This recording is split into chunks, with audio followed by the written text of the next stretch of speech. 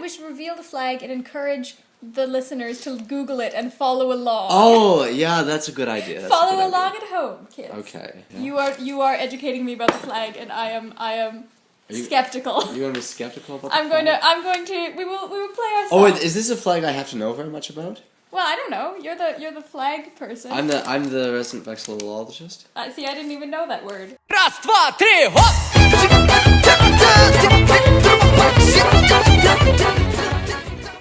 You're listening to Poetry House Podcast, Episode 0. I'm Simon Bandrob. This is Vexillology Edition. I'm sorry if I sound strange. I have a cold.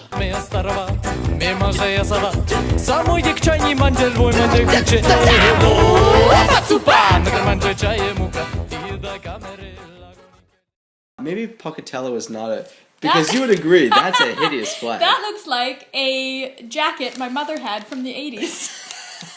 Exactly like that. I would wear that 80s You'd wear this? purple. Oh man, yeah. You'd wear this flag? It's Twin Peaks. It's Twin Peaks stuff, man. There's literally 2 mountains on it. I like also that there's the copyright at the bottom. Is that on the actual flag when they? Yeah, this is all the actual flag. So it says copyright Greater Pocatello Chamber of Commerce in big letters at the bottom. You already said Pocatello. Oh shoot, I did. Yeah. So that copyright's there. The trademark, that's also part of it. It's like a big Canadian flag, and then in the middle of the maple leaf, it's like big watermark. Yeah. Please don't take it. This is Canada's. Well, you know what gets me about it? It's a small detail, but it's the margins. Is that you've got 2 margins actually, which is I think is really embarrassing. And also, we should point out we have 3 fonts going on. We have the yellow, the proud to be is in yellow, and Pocatello is in sort of this red font. And the yellow font is sans serif, and the red font is with a serif. Like there's no continuity here. Be careful about mentioning serifs in the kitchen. You remember the great serif incident of November? You're going to have to refresh my memory. I'm sick and do not remember anything. No, the last time we tried to debate serifs, we ended up with a heated argument and had to retreat to our rooms for a while. Because I am pro-serif and you are against serif. That's true. I thought I had that argument with Halogen. Well, no, then she came out and became involved.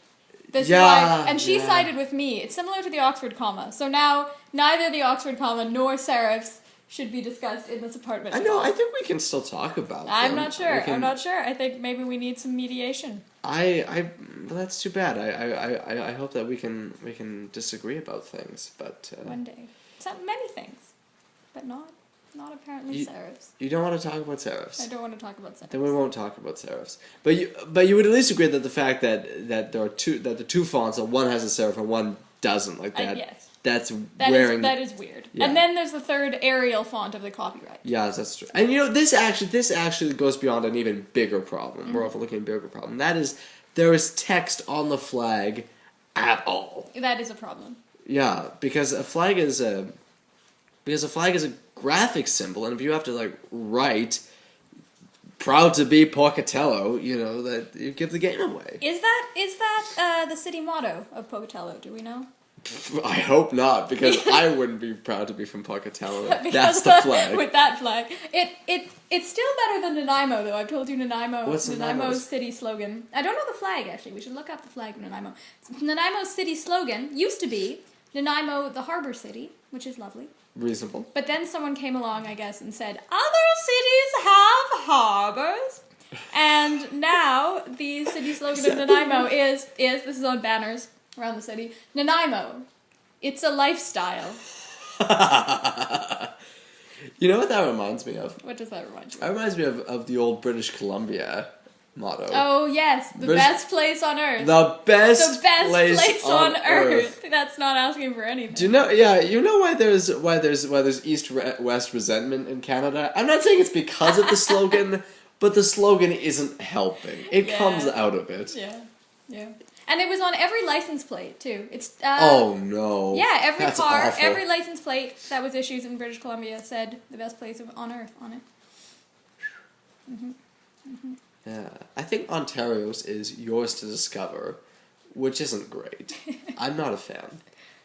For a while, Northwest Territories, they had the license plates shaped like polar bears, which I think is really cool. The flag of Pocatello Yeah? looks to me like the first slide of an 8th grader's PowerPoint presentation. But a bit of a precocious 8th grader, because there's a lot of detail. That's true. You The know, 8th grader... This 8th grader had a lot of help from their parents. Yes. Probably their dad. Their dad who probably wanted to go into graphic design. Yeah, their dad who dreamed of being a graphic designer who would design coats for Mountain Equipment Co-op, but instead had to go to into the insurance business, involving copyright, which is why that's there. And so this child has brought this PowerPoint to school. This probably wasn't even designed on Microsoft Publisher. This is probably designed on Microsoft Word. Yeah. This is probably 2 examples of word art. Okay, here's... And clip art. Clip art. Yes, it does look like clip art. How about the Montreal flag? The Montreal flag? Okay. Look that up. Do you not know it? I do. It's not very inspiring. Well, we shall wait. Okay. I hate an uninspiring flag. Well, one more thing I just would like to say about the Pocatello flag before we move on to other undeserving flags, is that I've heard flags like this where you have what really ought to be a seal, where you're allowed to have more complex designs and texts are described as SOBs, that is seals on a bed sheet. That sounds very messy. Yes, I don't want any seals on my bed sheet. Certainly not. I don't, and I You'd certainly never get the smell out. And I wouldn't want it flying over the city hall. So seals flying over the city of Pocatello. And anyway, so that's our review of the flag of Pocatello, Idaho, and viewers, of course, can Google it. Listeners. Sorry, what did I say? You said viewers. I'm sorry. Listeners can become viewers by Googling "proud to be Pocatello." Yes. Or simply worst flag in America. It will also come up.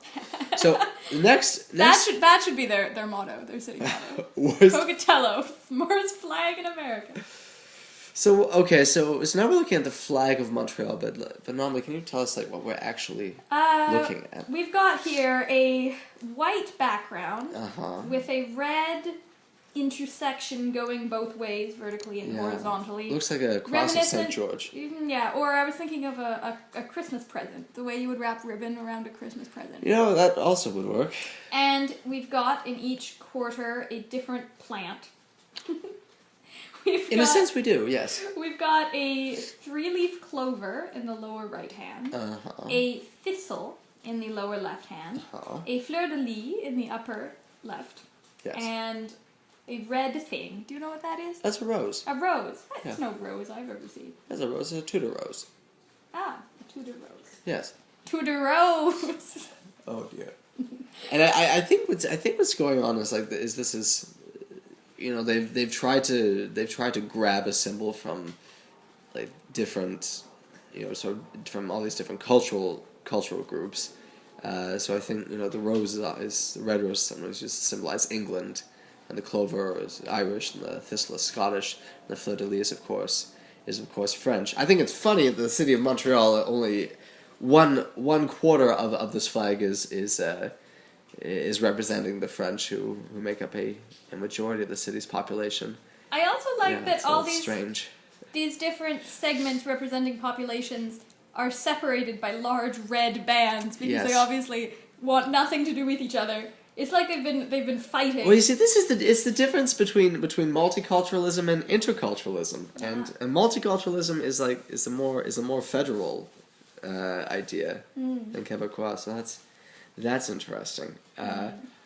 Also because the red cross on the white background reminds me a lot of the cross of St. George, which is the flag of England. So that makes me think that the French component of this flag is very, very tokenistic.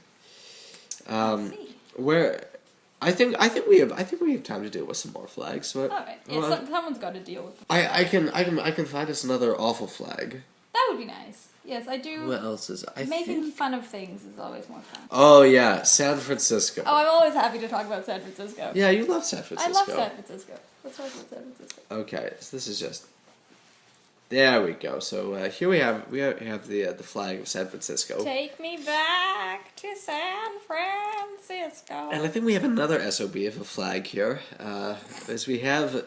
We've got a crest on it. We've got a fat bird. A fat bird. We've got a fat bird that looks a bit like a Christmas tree. It also, oh god, it looks a little bit like that terrible Nazi symbol. With the eagle clutching the swastika? Yes. Yeah. Just the upper half. Yeah, I think this is before the Third Reich, but it's not, they've had a long time to change it if they've wanted to, so. Sorry, listeners, not to butt in, but I was just listening to the tape beforehand, and so I just wanted to do a little research on this point. So it turns out the flag of San Francisco, at least according to Wikipedia, the flag, or at least an idea for the flag, dates around to 1900, and the phoenix rising from the fire became a symbol of the city's recovery from the earthquake in 1906.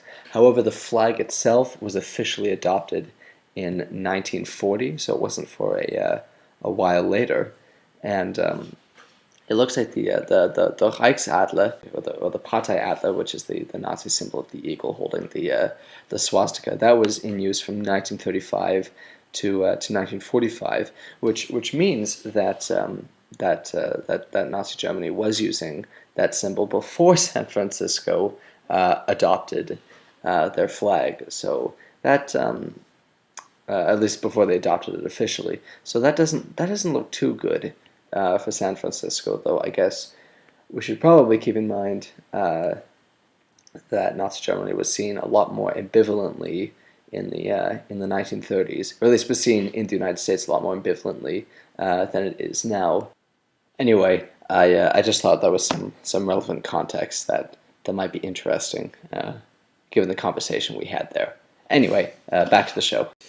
So we've got this bird. Yeah, which I'm told is a phoenix. Oh, okay. And it's brown. That thing that looks like a crown is fire. Okay, so it's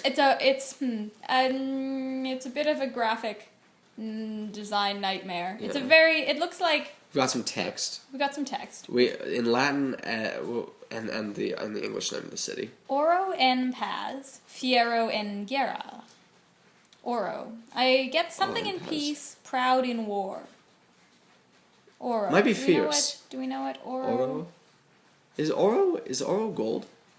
Yes, I think so. I don't know. In peace. Now this is in gold and text. I think Oro.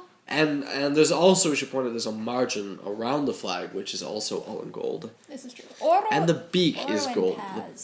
That sounds almost like Spanish. Oro en paz, fiero en guerra. You know, this is not Latin. This is not Latin. But fiero is similar to the French fier, so I'm going to go with proud on that one. Okay. Hello again, listeners. Again, terribly sorry to interrupt, but actually it turns out that oro en paz, fiero en guerra actually translate from Spanish as gold in peace, iron in war. So we were close, but not that close. And again, we also have a font issue where no, actually it probably is the same font. Yes. The bird, however, is in a different font. Now I'm just being difficult. Yes, you are. I think very simply, the worst part of this flag is that it has the name of the city on the flag. Yes. It's like it's really trying to just hammer home a point, and I find that very, that's disappointing. They're not trying at all. No, well, no, they're trying. They're trying. I think they might even be trying a bit too hard. You know what? Actually, I would like to look at is that. Because recently there was that decision in New Zealand that they're going to keep their national flag. I mean, why don't we look at their flag and maybe some of the. Yes, we are very into current events. Yes, current events that were current 2 weeks ago. Oh, here we have many flags. Yes, they're all very curly. They are curly. Okay, I think. Ow, sorry. Okay. I've got a damp cat. It smells weird. What else is new? So welcome the damp cat that smells weird. okay, so what we're looking at now is we have the five finalist flags that were considered to replace the current New Zealand flag, along with the current New Zealand flag. It's that one. Oh, okay. Yeah. Which one would you have picked? Which one would I have picked?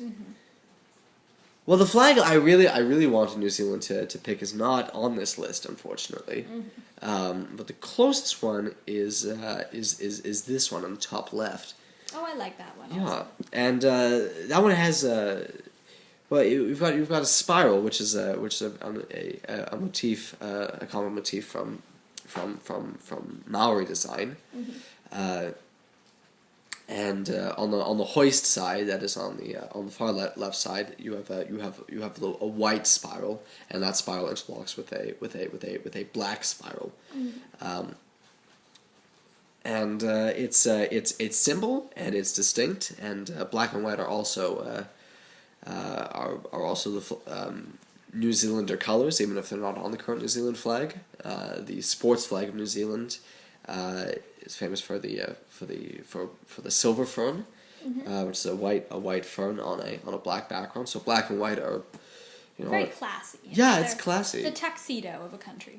And there are critics who looked at these black and white flags and they say, no, New Zealand can't have a black and white flag. They said, black and white is for pirates and Islamic State. But that's simply not true. Like, black and white is used by those groups, but it's also used by New Zealand.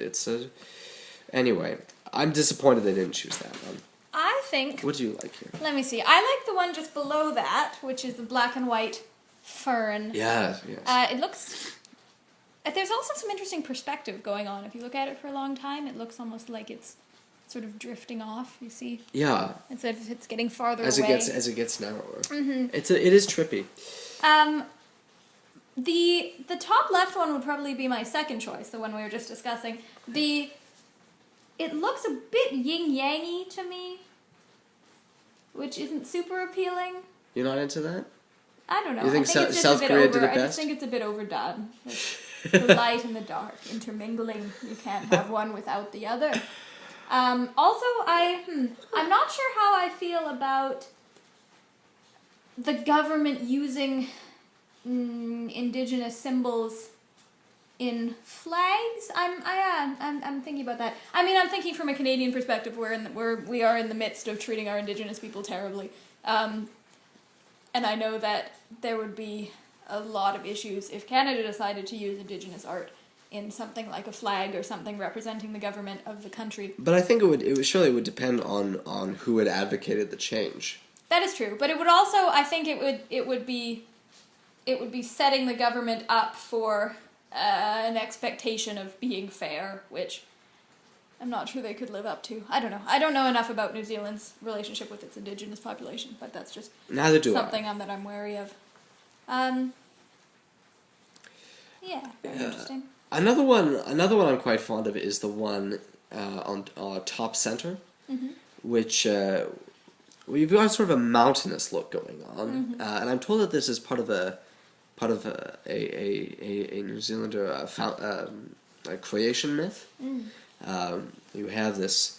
So okay, I'll describe this as best I can. Is that in the very middle you have a white triangle, and within that you have a red triangle. So it looks like there's this either a red mountain and there's sort of a white sky above it, or okay, I'm not sure. There's a mountain thing going on, and on the hoist side you have some black, and on the right side you have some blue. So you've got the red, white, and blue, which is from the original New Zealand flag, but you also have that black, which is, as I was saying earlier, is a really important color, I think, in New Zealand flag design. And then on the right, we've got these other two flags, which again we've got the silver fern. Yeah, can I discuss the mountain briefly? Yeah, talk about it. Yeah, please. I see a volcano in that, which I think is.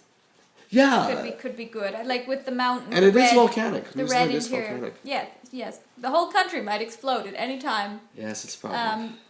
Oh, well, yes, we've all seen Lord of the Rings. We know how many cavernous pits of lava Oh, that's a good point. there That's are a in good New point. Zealand. I'm personally disappointed that there's no hobbits. This is probably the represented. flag of Middle Earth right here. Right, yeah, there we go. And so it leaked, and then people were upset, and that's why it's not the flag. I also like, I don't know, I like that there's sort of a navy blue color on one side of the volcano and a black color on the other.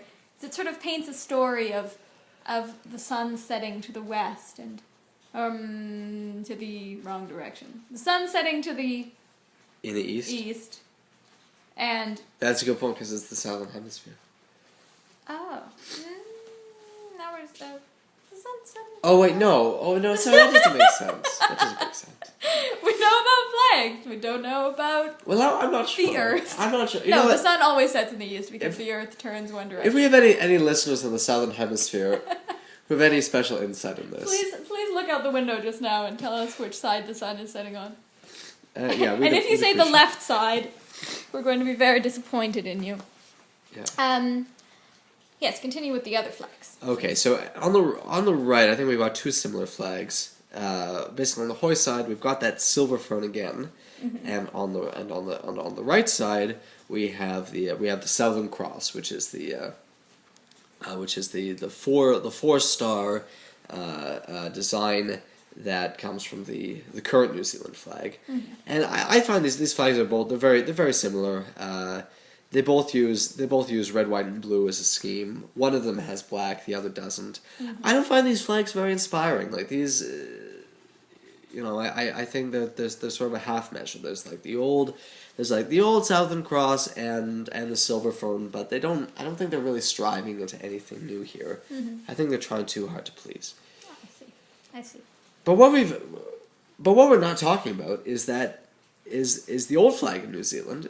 And that is the flag that won the recent referendum. That is the old and current flag of New Zealand there, bottom center. And what we've got the Union flag on the upper hoist, and we've got the Southern Cross. It's all red, white, and blue, mostly a blue background. And it's a flag that looks almost exactly like the flag of Australia. As much as some New Zealanders may not want to hear that. It looks very... For all the New Zealanders, listen. Yes, for all us. New Zealanders out there. All our swaths of New Zealand fans, we apologize. Please don't withdraw your sponsorship. No, and when you say suave, I'm sure you also mean that they're very suave, and That too. we appreciate your... They're glossy. Shout out to all our glossy New Zealand fans. Oh Lord. So given the six options here, do you think New Zealand made the correct choice in keeping with the flag that they had? Well, Simon, this is an issue that kept me on the edge of my seat for months, as you well know. I think one of the black and white flags would have been nice. As I said before, I like the black and white fern. I think there are few political statements more daring than the adoption of a flag that no one has seen before. I think that's good. I think that's good. Well, you've been listening to Anomaly and Simon talking about flags. Yep. From Montreal, Quebec. Audience, we invite you now to listen to the rain.